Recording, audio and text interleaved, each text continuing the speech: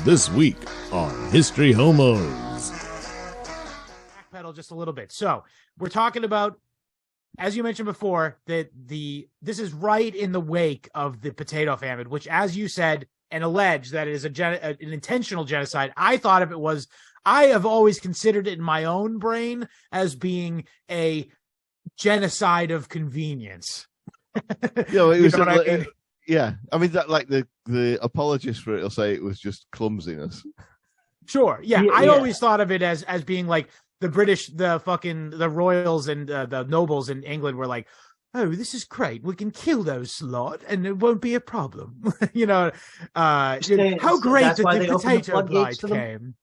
That's why they opened the floodgates to the Muslims these last couple of years, because the Muslims coming into Europe are going to be pawns for NATO when they go into these big wars. Because so basically what you're saying, Dan, is that the Irish influx into America was basically like the American Kalergi plan.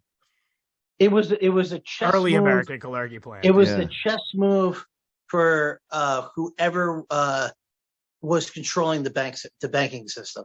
Yeah. And it wasn't even that hard of a chess move to come up with.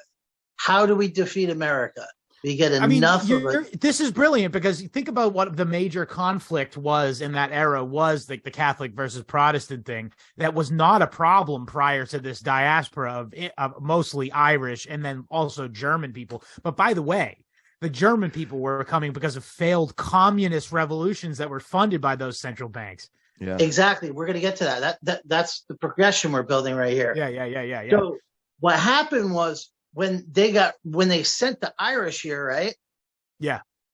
The Karl Schwarzes, these 1848er Prussians. Yeah. Okay. They saw that. And they went, oh, Tammany Hall. If we bring enough Germans to Cincinnati, if we bring enough Germans to St. Louis, if we bring enough Germans to Minneapolis. Yeah. And they did, by the way. That's like the majority of the stock of the country, essentially. Yeah.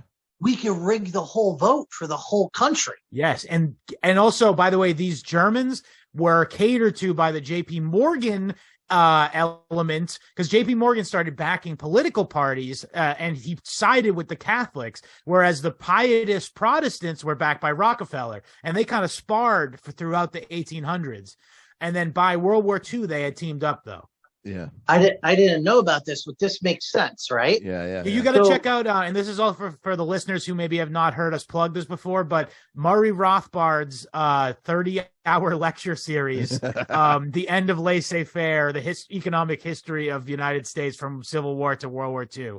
It's amazing. It's on Mises.org for free, and we very frequently reference it. So if you listen to it, you will get a lot more out of the show. That's to the listener, Dan. You don't have to.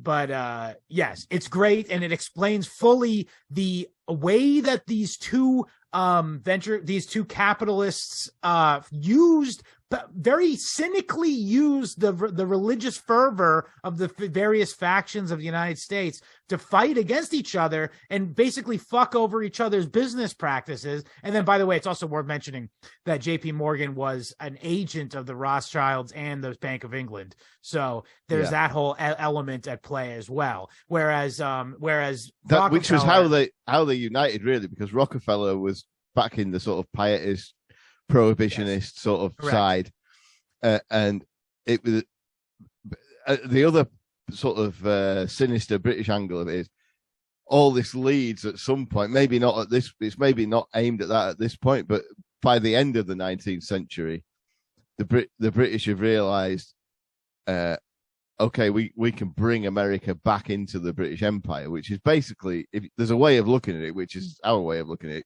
which is that's what they did. The global empire is now American, but it's the same. It serves the same masters as the British Empire did at the time. So it's basically and the Russian and Israeli empire.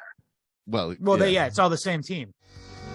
Subscribe to rockfin.com/historyhomos for all your History Homos premium content and more.